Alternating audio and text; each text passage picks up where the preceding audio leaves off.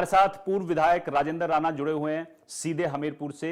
राजेंद्र जी, आपका स्वागत है इंडिया न्यूज पर। धन्यवाद, आपका बहुत बहुत धन्यवाद।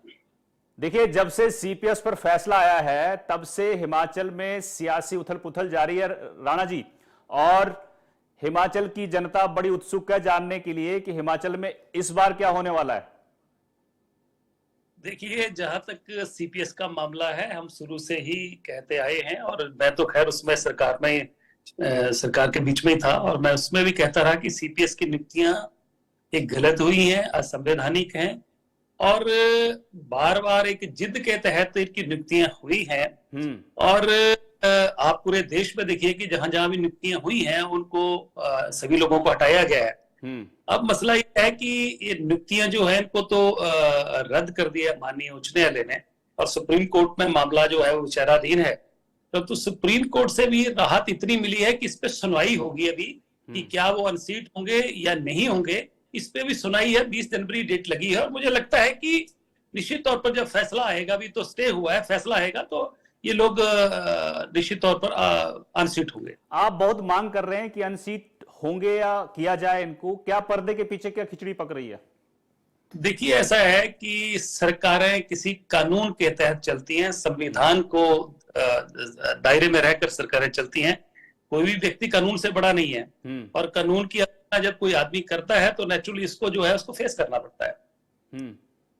ठीक है, एक और चीज आपसे ये जाननी है मुझे कि सरकार के 2 साल पूरे होने वाले हैं और उसका जश्न जो है आपके पड़ोस में बिलासपुर में मनाया जा रहा है।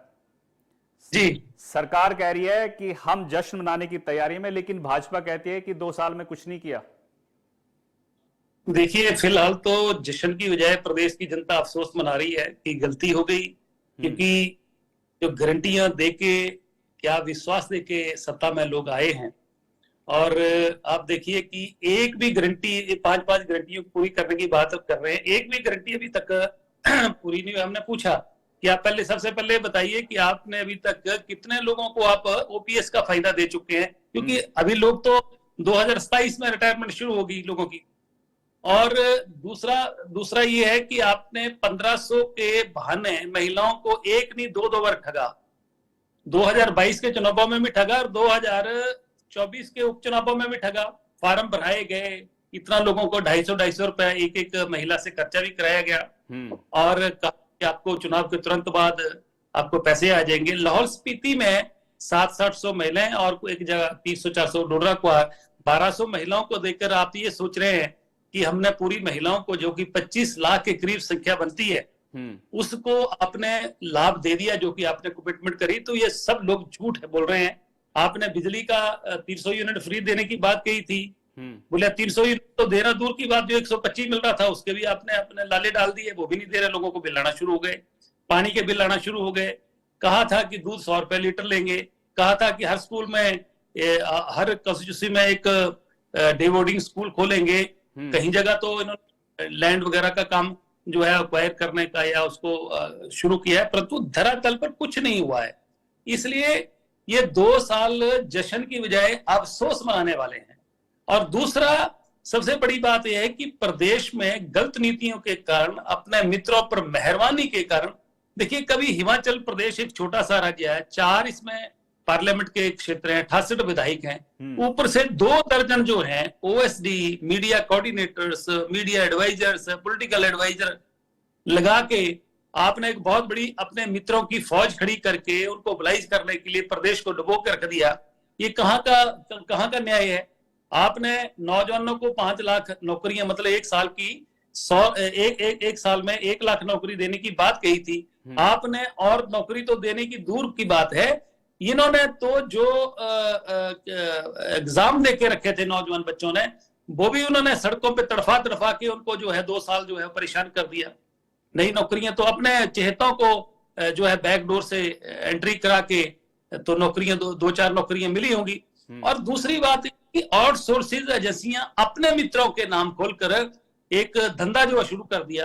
तो इस प्रदेश जो कर्जे के दलदल में डुबो दिया। प्रदेश की स्थिति ठीक नहीं। आज चुनाव हो जाए तो लोगों का कहना है कि 4 सीटें नहीं आएंगी। खैर, लोकतंत्र में तो लोग जनता ही तय करती है। हाँ। तो आज स्थिति सरकार की नाजुक है, और सरकार को जश्न जो है जश्न पर करोड़ों रुपए खर्चने की बजाय लोगों के साथ जो वायदे किए हैं उन पर ध्यान दें और झूठ का प्रचार ना करें।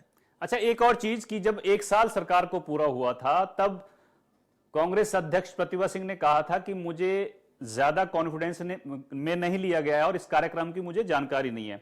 इस साल जो है दूसरा साल हो रहा है, तो विक्रमादित्य सिंह से मीडिया ने पूछा कि 2 साल का कार्यकाल बिलासपुर में मनाया जा रहा है, तो उनका जवाब था, देखिए मुझे इसकी कोई जानकारी नहीं दी गई है, जब जानकारी आएगी तो मैं आपको बताऊंगा। क्या लगता है आपको, कांग्रेस में अब भी सारी चीजें ठीक नहीं है?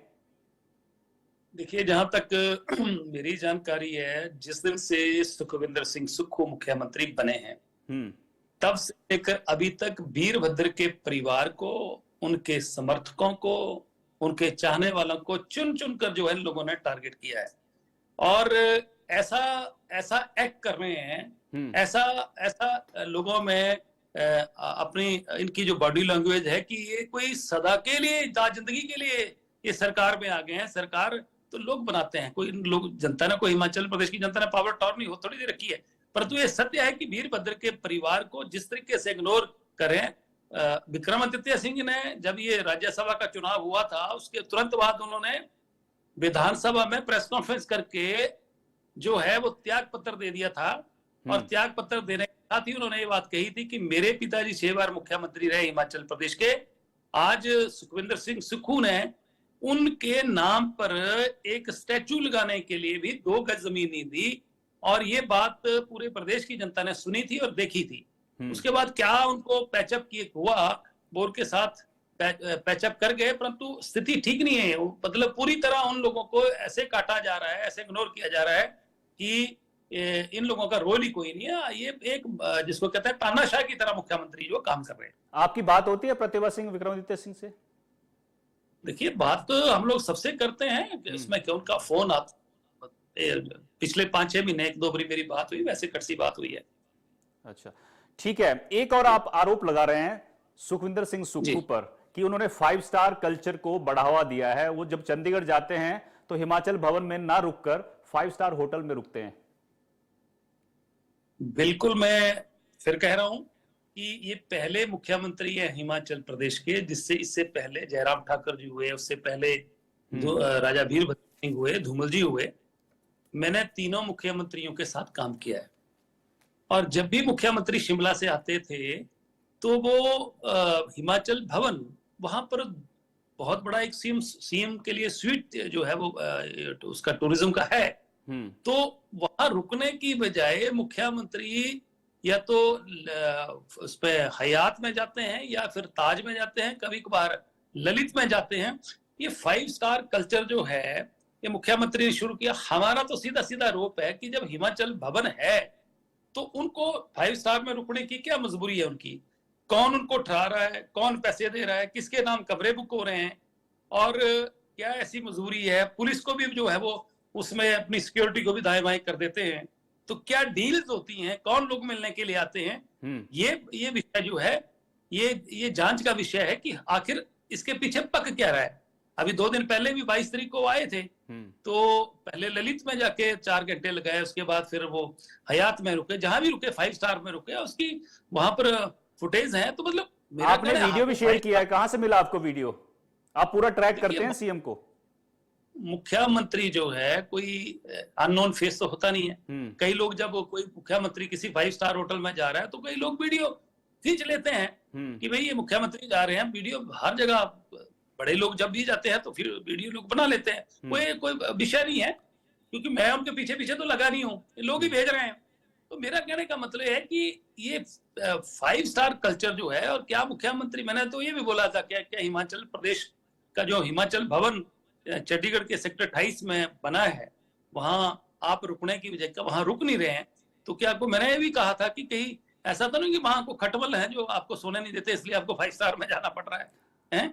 आप रुके तो आप पर केस कर दिया था। पार्डन?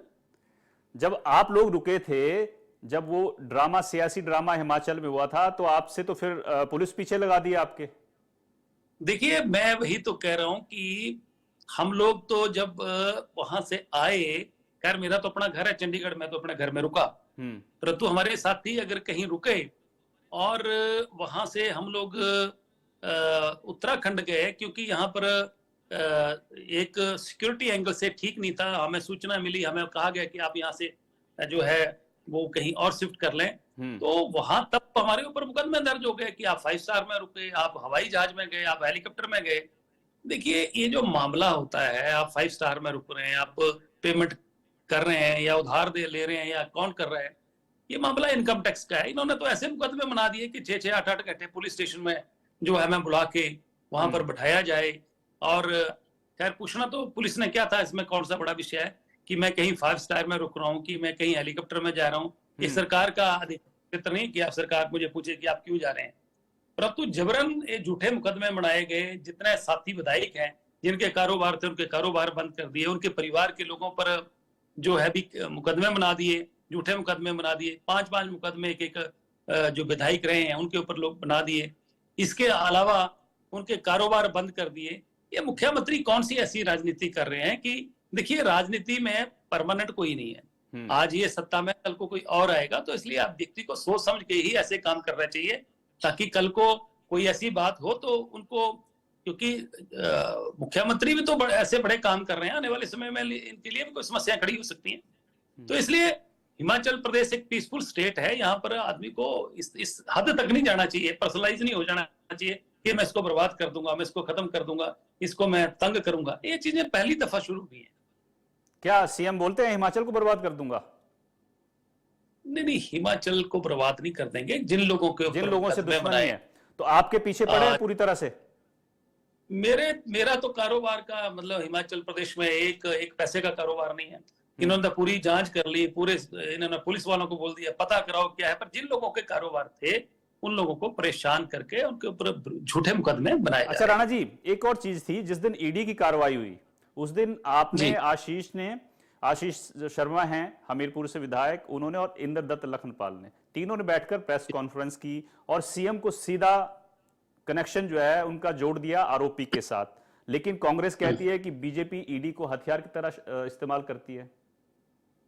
देखिए, ईडी ने कार्रवाई करी है तो ईडी कोई एक दिन में कार्रवाई नहीं करती। ईडी ने ये जो छापे हैं चुनावों से पहले भी मारे थे मेरे ख्याल, और इलीगल माइनिंग की रिपोर्ट्स जो हैं वो ईडी को वहां की लोकल लोगों ने दी हुई हैं। पूरी कंप्लेंट्स वहां से गई थी कि कोई राजेंद्र राणा की कंप्लेंट या आशीष शर्मा या इंद्रदत्त लखनपाल की कंप्लेंट पर ही कार्रवाई हुई है।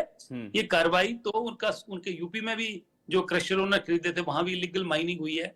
और अभी ईडी ने उनको अरेस्ट किया है, तो अरेस्ट तो किसी आधार पर किया है, सिर्फ हमारे कहने से कि किसी के कहने से थोड़ी किया है। और दूसरी बात है कि इलीगल माइनिंग जो व्यक्ति कर रहा था, आप ये बताइए कि बरसातों में पिछले वर्ष मुख्यमंत्री भूपेंद्र सिंह सुक्खू ने ब्यास नदी, उसके साथ जुड़ी नदियों के ऊपर सारे क्रशर जो है बंद कर दिए, जबकि उस समय क्रशर की, बजरी की, रेत की, सब चीजों की जरूरत थी, क्योंकि दोबारा से रिकंस्ट्रक्शन होनी थी। चाहे सड़कें थी, चाहे आपके मकान थे, चाहे डंगे थे।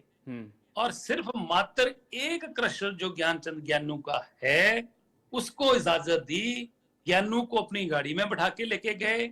शिमला में जब कैबिनेट मीटिंग में गए तब वहां जाके गाड़ी से वो ज्ञानू साथ में पिछली सीट पर बैठा था, और उतर के मुख्यमंत्री ने खुद दरवाजा खोल के उनको बाहर जो है वो निकाला और साथ अंदर ले गए।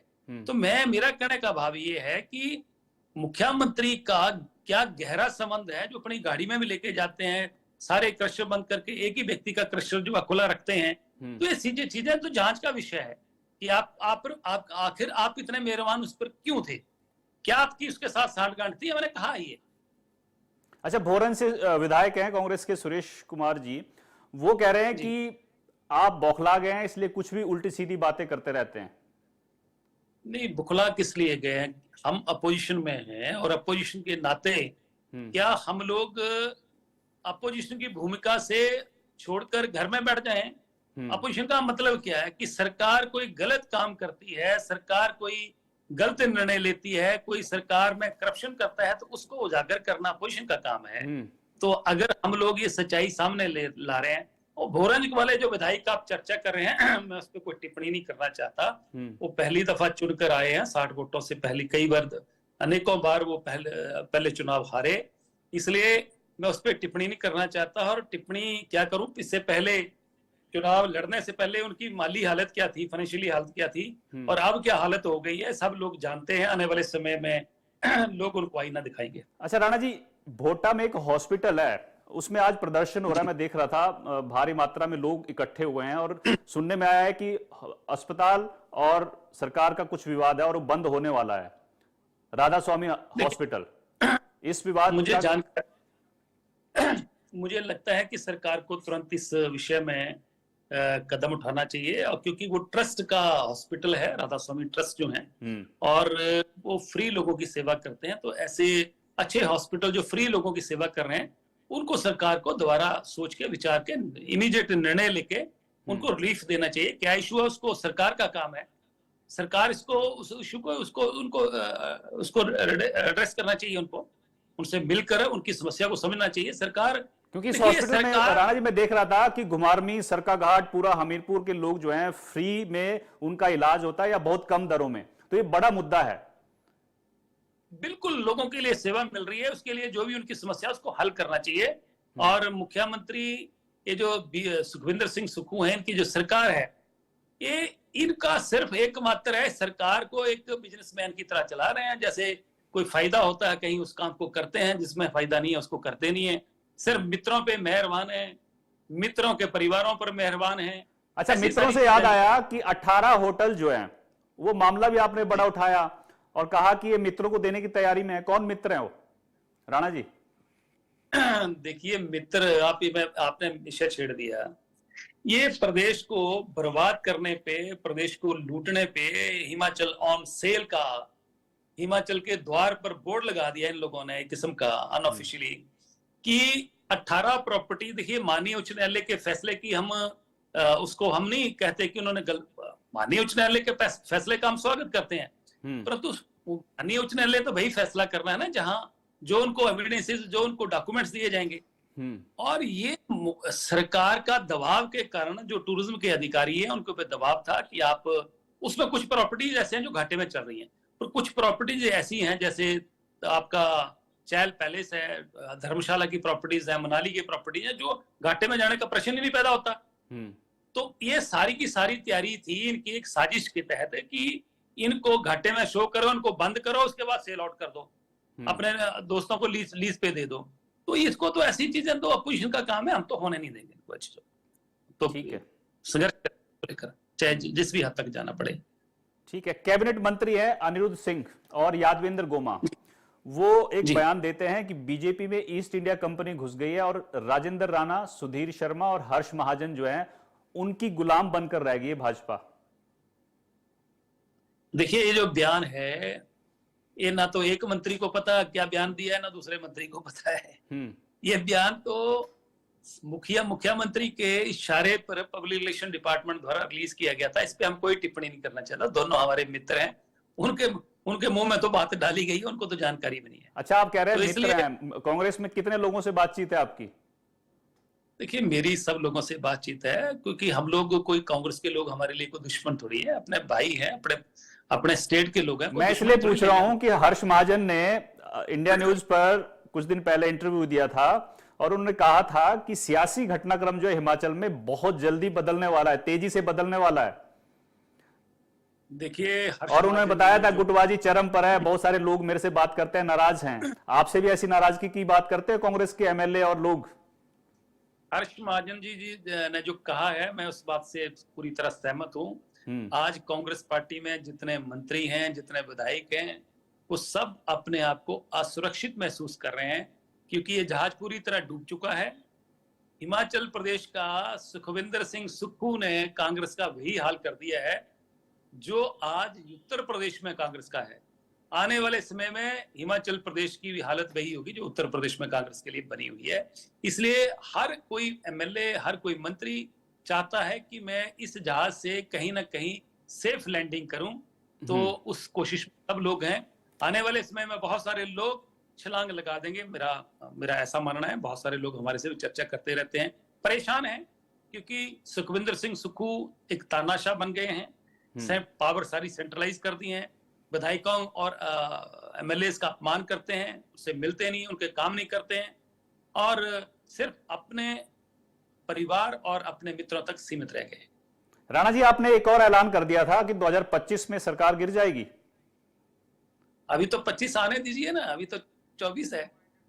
नहीं तो कुछ 25 में सोच समझ कर बोला है आपने, कहीं से तो आपको कुछ क्लू मिला होगा। देखिए, अगर हम क्लू आपको बता देंगे तो फिर यानी राणा जी काम पर चीजें लगे हैं। हिमाचल की जनता जो है बहुत सोशल मीडिया पर बहुत ढूंढती है कि हिमाचल में क्या होने वाला है। चलिए, बहुत बहुत शुक्रिया राणा जी इंडिया न्यूज से बात करने के लिए। चलते चलते ये बता दीजिए कि एक साल में सुखविंदर सिंह सुक्खू से मुलाकात हुई कोई आपकी? सीएम नहीं, साहब जब से मिले से कभी? मेरी मुलाकात 22 फरवरी को हुई, 26 फरवरी शाम को हुई थी, जब मनु सिंह भी ने डिनर रखा था। हाँ, और उसके उससे बाद कभी नहीं पहले मिले? रास्ते कभी में नहीं कहीं मिले। और टकरा गए हो? और और मैं कोई जरूरत भी नहीं समझता हूँ मिलने की, क्योंकि ऐसे लोगों से मिलना चाहिए जिनसे पॉजिटिव एनर्जी है। जिन लोगों से नेगेटिव एनर्जी मिले, वहां से मिलने की जरूरत नहीं होती है। ठीक है, ठीक है राणा जी, इंडिया न्यूज से बातचीत करने के लिए बहुत बहुत शुक्रिया। आपने तमाम बातें रखी, दर्शकों तक पहुंचाई, बहुत बहुत शुक्रिया आपका। तो ये थे पूर्व विधायक और बीजेपी नेता राजेंद्र राणा, जो हिमाचल की सियासत पर बता रहे थे कि किस तरह से कांग्रेस में अभी भी गुटबाजी है और 2 साल के कार्यकाल पर वो सरकार को कोस रहे थे। फिलहाल मेरे साथ इतना ही। आप जुड़े रहिए इंडिया न्यूज के साथ। नमस्कार।